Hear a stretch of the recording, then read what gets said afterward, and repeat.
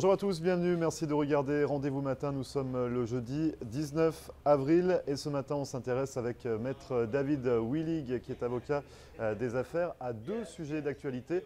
Nous allons parler de la fiscalité pour les LLC, nous allons également parler de la protection des données.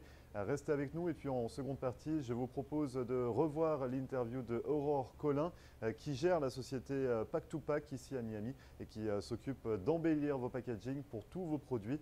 Restez avec nous, on revient juste après ça.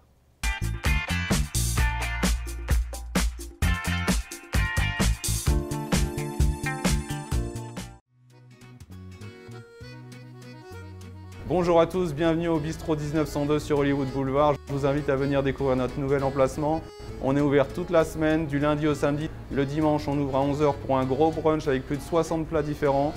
Jeudi, vendredi, samedi et dimanche soir, il y a de la musique live en terrasse. Venez profiter de cette belle terrasse. Pour réserver une table chez nous, 305 316 31 36. À très vite, on vous attend. Merci.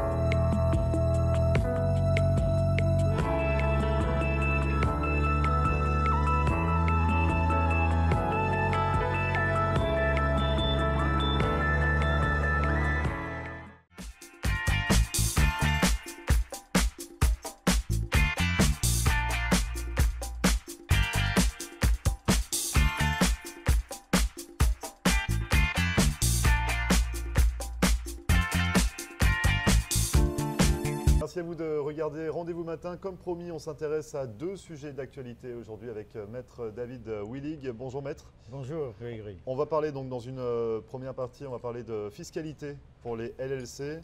Pour les LLC particulièrement, oui. Et en seconde partie, on va s'intéresser à un sujet qui est encore plus sur le devant de l'actualité, c'est la protection des données. Les données privées. Les données privées. Voilà.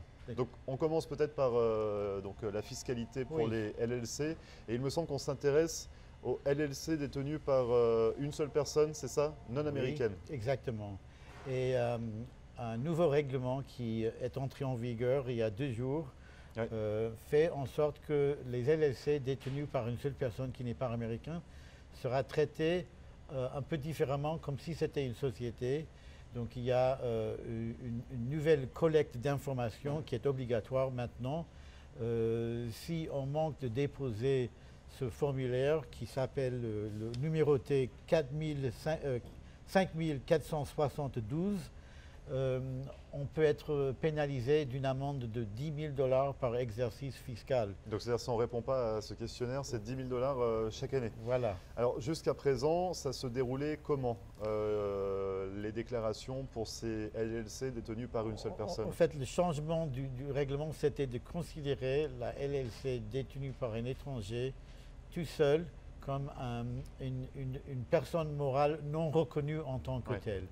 Donc même s'il n'est pas reconnu comme une personne morale, il doit quand même informer le IRS, le fisc américain, comme si c'était une société avec le nom des actionnaires, des opérations financières, s'il y a une société étrangère liée à la LLC aux États-Unis.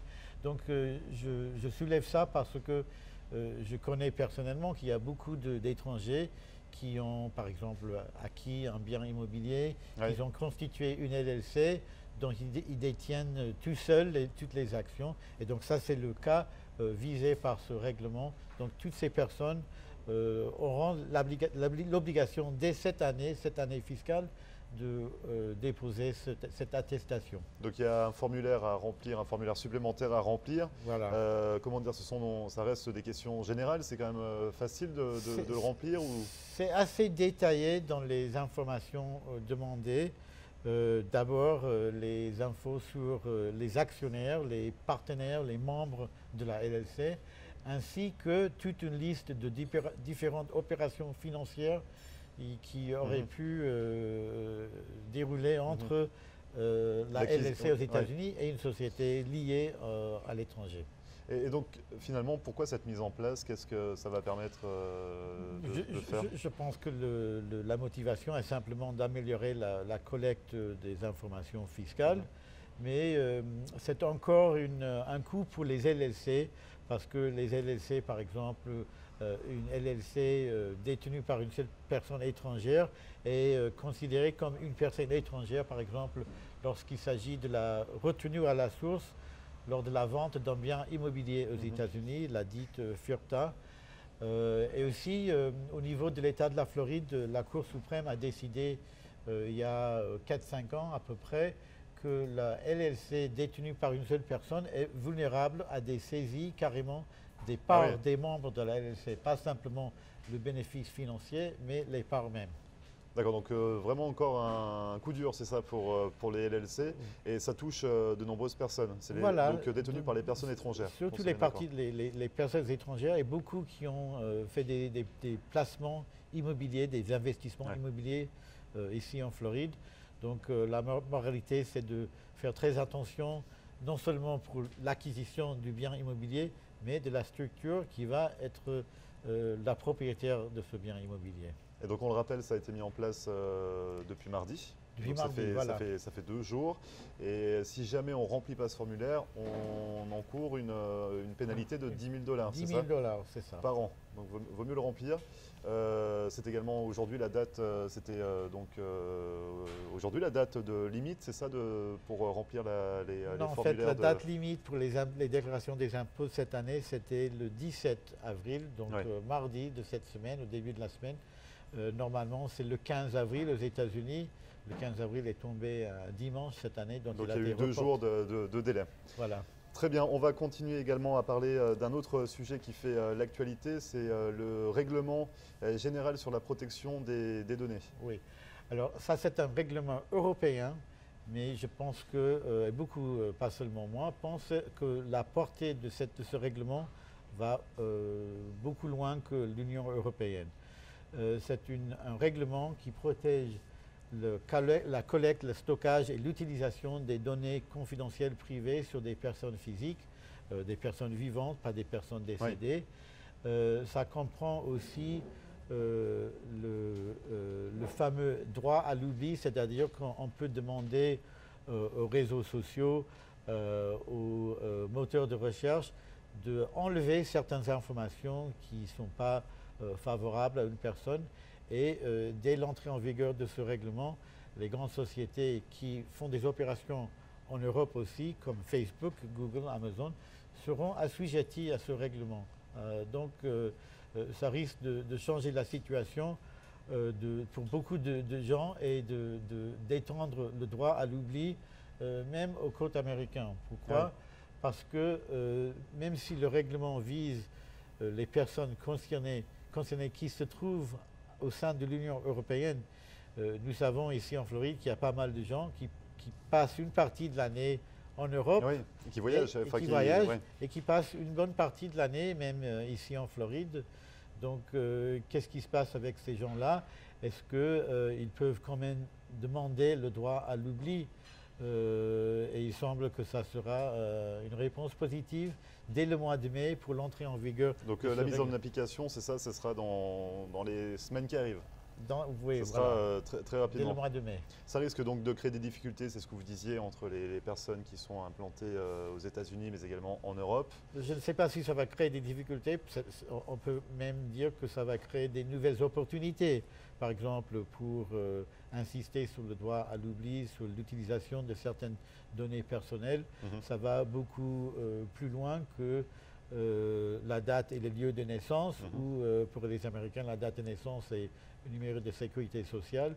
Donc ça risque de changer parce qu'il y aura des autorités de contrôle établies dans chaque pays de l'Union européenne qui, eux, sont chargés de recevoir des revendications et aussi d'ordonner, par exemple, des délais ainsi que des changements, des enlèvements. Mais il y a aussi un droit privé à l'action contre des sociétés qui violent ce règlement. Donc ça risque de créer pas mal d'activités devant les tribunaux aussi. Et donc pour revenir justement par rapport à l'actualité, à l'affaire de Facebook, ça se spécialise un petit peu, c'est ça, le dirigeant de Facebook aurait expliqué que pour le cas de l'Europe, il y aurait une orientation de l'algorithme. En fait, le PDG de Facebook a dit carrément que Facebook ne va pas appliquer ce règlement européen aux États-Unis, hors de l'Europe, et ils vont ajuster leur algorithme pour l'Europe, pour se conformer finalement à ce règlement. Par exemple, pour savoir qui se trouve en Europe, parce que c'est ça le mot-clé. Donc je ne sais pas encore. Donc c'est possible également de contourner un petit peu ce règlement ou ça risque d'être compliqué? On ne sait pas encore. On ne sait pas encore parce que c'est tout neuf. Comme j'ai dit, le règlement a été rédigé au cours de plusieurs années, mais il est entré en vigueur uniquement au mois de mai 2018. À partir du mois de mai.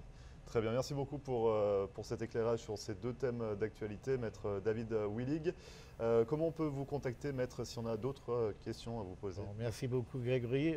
On peut toujours m'appeler au cabinet à Miami, 305 860 18 81, donc 305 860 18 81. En tous les cas, vos coordonnées s'affichent en bas de l'écran. Merci beaucoup, Maître. Et vous, ne bougez pas, on revient juste après ça.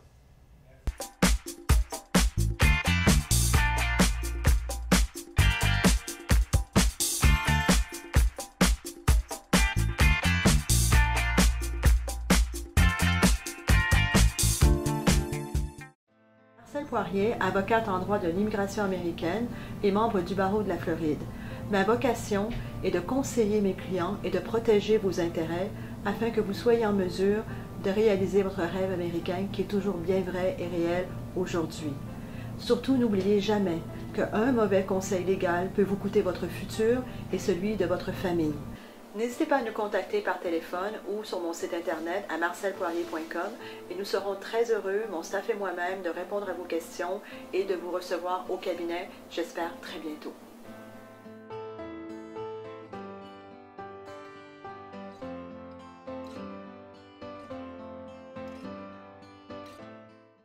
Richard's Motel Family of Lodgings est une entreprise de services qui offre différents types d'hébergements répartis sur 7 complexes dans les régions de Hollywood et Hallandale Beach. Richard's Motel Family of Lodgings est une solution d'hébergement économique et propre, avec un service comparable à celui des grands hôtels. En affaires et en croissance depuis 25 ans, l'entreprise propose un minimum de 144 unités, en des complexes avec chambres standards ou appartements d'1 ou 2 chambres à coucher parallèles. Notre entreprise regroupe différentes unités de motels, hôtels, des studios condos magnifiques, vastes, confortables mais sans le grand luxe et les coûts inhérents aux hôtels de renom, des appartements pour du court, moyen et long terme. Richard's Motel Family of Lodgings. 1-800-742-4431. 1-800-RICHIE-1. Visionnez notre site Internet à richardsmotel.com. Merci à vous de regarder Rendez-vous matin. Comme promis, on s'intéresse tout de suite à vos packaging. On a la solution pour vous si vous souhaitez emballer vos produits. Pour en parler, je reçois ce matin Aurore Collin. Bonjour Aurore. Bonjour. Alors vous travaillez, vous êtes gérante ici en Floride pour la société Pack to Pack Design. Oui. C'est ça, on parle donc de packaging. Exactement. On parle d'enrober, j'ai dit enrober, mais finalement c'est empaqueter les colis. C'est bonifier le produit. Finalement, Exactement. c'est bonifier un produit. Donc on va voir à qui ça s'adresse, mais est-ce que vous pouvez nous parler un petit peu de la société Pack to Pack? Ça a été créé en Californie. Voilà, exactement. Créé en Californie, donc près de Los Angeles en 2014, donc par Céline et Pascal Grandjean. Donc ils sont 2 Français expatriés, donc il y a quelques temps déjà. Qui ont décidé de créer ce business. Il y avait un besoin, parce que finalement, on a l'impression que le packaging, c'est quelque chose qui est assez répandu. Là, ce sont 2 Français qui développent le packaging. Il y a un savoir-faire à la française, Voilà, c'est ça? exactement. On veut vraiment apporter tout ce qui est savoir-faire à la française, l'art de vivre. Et voilà, on propose du packaging sur mesure, donc totalement adapté à vos besoins, donc c'est-à-dire en termes de taille, de couleur, de format, Voilà, il n'y a pas de standardisation des boîtes. Donc c'est-à-dire qu'en fait, quand on fait appel à vous, vous ne nous dites pas j'ai tel modèle ou tel modèle, vous le voulez en quelle couleur? Non, c'est vraiment, vous designez, là on le voit un petit peu devant nous, vous faites toutes les tailles de boîtes. Exactement. Donc si on peut un petit peu découvrir chaque produit, là c'est pour un bijoutier. Un bijoutier, exactement. Donc il a demandé pareil une boîte mensuelle donc avec des bijoux. Ouais. Donc on travaille pour beaucoup d'industries, donc que ce soit dans la food, restauration, boulangerie. Donc c'est-à-dire pour les macarons, voilà, même pour des boulangeries, voilà, pour mettre des viennoiseries à l'intérieur. Oui, exactement. Mais également tout ce qui est cosmétique, parfum, tout ce qui est industrie, hôtellerie, spa, joaillerie. Voilà, on fait vraiment toutes les industries, les boîtes mensuelles comme on en parlait tout à l'heure. Voilà, mode également, tout ce qui est boîtes de communication qui veulent organiser des événements. Voilà. Donc c'est assez vaste, on voit également des sacs. Exactement. Donc ça se passe comment finalement quand on fait appel à vous, on peut customiser du début à la fin de notre produit. Vous êtes donc vous en Floride, il y a des responsables également en Californie, mais vous travaillez avec tous les États, toutes les personnes qui sont dans tous les États. Et donc par exemple, si je souhaite faire appel à vos services, ça se passe comment? Vous me proposez quoi exactement au niveau de la personnalisation? Donc en fait, on va gérer votre projet, on va vous accompagner dans votre projet de packaging de A à Z, que ce soit la conception, du design, on va voir ensemble, voilà, tout ce qui est design, et ensuite on va faire tout ce qui est production, on va vous envoyer un échantillon donc pour bien remodeler, voir les détails et rectifier si besoin, et ensuite donc production et livraison à votre porte. Qu'est-ce qui vous a amené finalement dans cette aventure du packaging? J'adore voilà, tout ce qui est design, on va dire embellir les produits. Donc voilà, j'ai vraiment adoré le concept et le fait qu'on propose surtout du sur-mesure en fait, et qu'on s'adapte vraiment donc aux souhaits du client. Donc on le disait tout à l'heure, il y a vraiment un savoir-faire à la française qui différencie vos produits. C'est ça au niveau des finitions, au niveau de la qualité, c'est ce qui vous démarque finalement de la concurrence? Oui, exactement. Donc voilà, donc on fait vraiment des produits de qualité. Voilà, la qualité du packaging en général et du design. Donc c'est pour ça que nos clients font appel à nous. Est-ce qu'il y a d'autres, parce que ça doit être compliqué également le packaging, il y a beaucoup de prestataires, est-ce qu'il y a d'autres points sur lesquels vous voulez insister qui vous permettent également de vous démarquer de la concurrence? Il y a peut-être également au niveau de la quantité, c'est vrai que quand on fait appel à des prestataires pour du packaging, on est obligé de commander des quantités astronomiques. Ouais. Vous, dans votre société, c'est différent? Oui, exactement. Donc en fait, nous, le point positif, c'est qu'il n'y a pas de minima énorme comme dans beaucoup d'entreprises. Voilà, donc par exemple une box, une boîte comme ça va partir à partir de 1000 exemplaires. Donc voilà, ça ne va pas être du 10 000, 20 000 ou 30 000 comme certaines entreprises. Donc ça, et puis aussi le fait qu'on peut également s'occuper de votre stock, gérer l'inventaire, voilà, où vous en êtes, faire la livraison au fur et à mesure. Voilà, en fait, on veut apporter un service vraiment global. Dans tout ce qui est gestion de vos packaging. Donc vous êtes même en interne finalement dans l'entreprise qui fait appel à vos services pour gérer la gestion. C'est pour ça que je suis là pour également aider, apporter des solutions si besoin. Au niveau du design, vous avez des designers en interne. Donc c'est-à-dire que même si on veut faire appel à vos services, si on veut du packaging, mais qu'on a l'idée en tête, mais on ne sait pas vraiment comment la concrétiser au niveau des couleurs, ça vous pouvez également accompagner le client. Exactement, et on va vraiment aider la personne pour avoir une image plus claire du visuel et du design qu'il souhaite.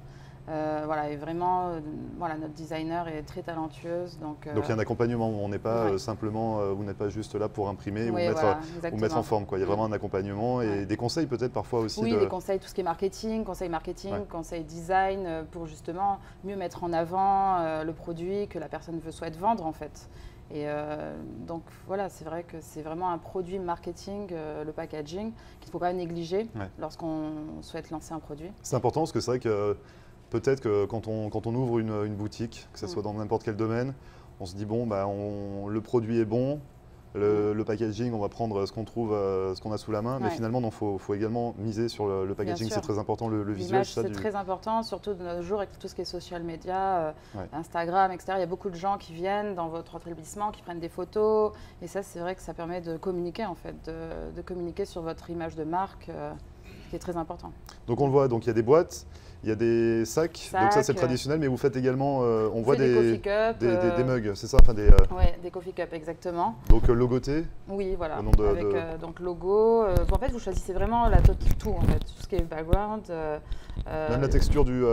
parce que là, on voit que c'est un peu strié. Exactement. Donc c'est ce que vous disiez, vous n'avez pas des modèles types, c'est vraiment à la demande du client. S'il veut quelque chose de lisse, c'est possible également. C'est ça. En fait, vraiment, c'est vraiment customisé de A à Z. Il y a très peu de choses qu'on ne peut pas faire. Il y a des choses justement, il y a des demandes qui sont irréalisables, entre guillemets. On essaie toujours de trouver une solution. Et si on ne la trouve pas, on va essayer de proposer à nos clients quelque chose qui se rapproche le plus de ses souhaits et ce qu'ils souhaitent, de ce qu'ils désirent. Donc à chaque fois, il y a une solution, c'est ça. Pour chaque packaging, il y a une solution. Les sacs également, c'est important. Donc ça, on a différentes matières de sacs. Ça peut être, ça va du sac très classique, donc voilà, avec des sacs plus haute qualité, avec de belles anses, plus haut grammage. Au niveau du prix, est-ce que ça reste dans des tarifs Oui, on est très, très compétitif, justement, par rapport à la qualité que nous faisons. Tout se fait sur place? Parce qu'au niveau du temps, par exemple, au niveau du temps de commande, si on souhaite, je ne sais pas moi, commander des sacs ou commander des boîtes, est-ce qu'il faut attendre un temps infini pour pouvoir recevoir notre commande? Quand c'est la première commande, je veux dire, avant que ça soit le réassorti. Parce que effectivement, donc, il faut tout ce qui est design, gérer, recevoir les échantillons, tout retravailler. Donc effectivement, il faut compter 2 mois environ, lors de la première commande. Pour donc c'est-à-dire que si on est intéressé pour avoir un packaging, une boîte, un sac, il faut y réfléchir quand même un petit peu à l'avance et pas vous appeler pour vous dire dans 2 semaines j'aimerais avoir mon packaging. C'est pas très facile. Il y a une vraie recherche, c'est ça, de design, il y a un vrai travail dessus pour que ça colle vraiment à l'image de la marque. Bien sûr, mais après les recommandes c'est plus évident, c'est plus facile. Vous étiez donc en Californie, tout a débuté en Californie. Qu'est-ce qui vous a amené en Floride? Forcément, à étendre le marché. Mais il y a il y a une demande plus forte ici en Floride ou... Non, il y a toujours d'autres personnes qui travaillent en Californie, mais c'est vrai qu'ici en Floride, il y a une énorme demande. Je développe également la Caraïbe aussi. Et il y a également un bureau qui s'est ouvert sur New York le mois dernier. Donc la côte Est va être inondée finalement par pack to pack, par les packaging. On peut retrouver toutes vos informations sur un site internet? Oui, bien sûr. Donc www.pack2packdesign.com. Vous êtes donc, vous, en Floride? Vous vous déplacez chez les clients, c'est ça? Donc il y a vraiment un suivi personnel. Ce n'est pas non plus quelque chose d'anonyme ou d'impersonnel qu'on fait sur Internet. Il y a vraiment un suivi client très personnel. Donc on peut faire appel à vous. Il y a vos coordonnées qui s'affichent en bas de l'écran. Merci beaucoup Aurore d'être venue sur le plateau de Rendez-vous Matin, nous présenter donc la société Pack to Pack spécialisée dans le packaging. On l'a vu, des boîtes, des sacs, des cups, des mugs pour les cafés. Pratiquement rien d'impossible, c'est ce que vous m'avez dit, vous essayez de trouver une solution à chaque fois pour satisfaire la demande du client. Merci beaucoup et à très bientôt. Merci bien. Bientôt, au revoir. Et vous ne bougez pas, on revient juste après ça. Bonjour à tous, bienvenue au Bistrot 1902 sur Hollywood Boulevard. Je vous invite à venir découvrir notre nouvel emplacement. On est ouvert toute la semaine, du lundi au samedi. Le dimanche, on ouvre à 11 h pour un gros brunch avec plus de 60 plats différents. Jeudi, vendredi, samedi et dimanche soir, il y a de la musique live en terrasse. Venez profiter de cette belle terrasse. Pour réserver une table chez nous, 305 316 31 36. À très vite, on vous attend. Merci.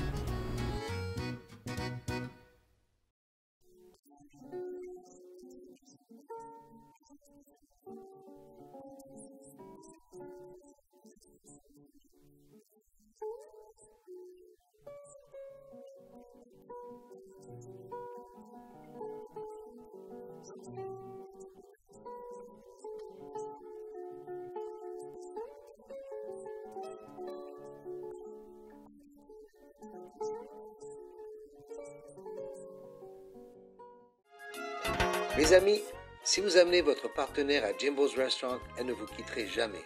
Un endroit romantique au bord de l'eau avec les meilleurs fruits de mer.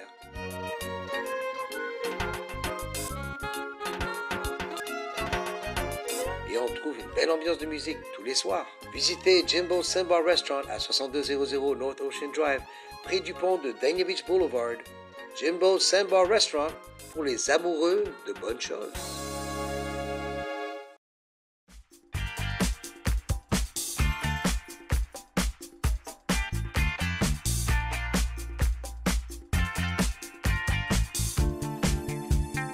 Merci à vous d'avoir suivi Rendez-vous Matin, c'est fini pour aujourd'hui. Vous le savez, comme à chaque fois, cette émission est à retrouver en podcast sur notre page Facebook et sur YouTube également.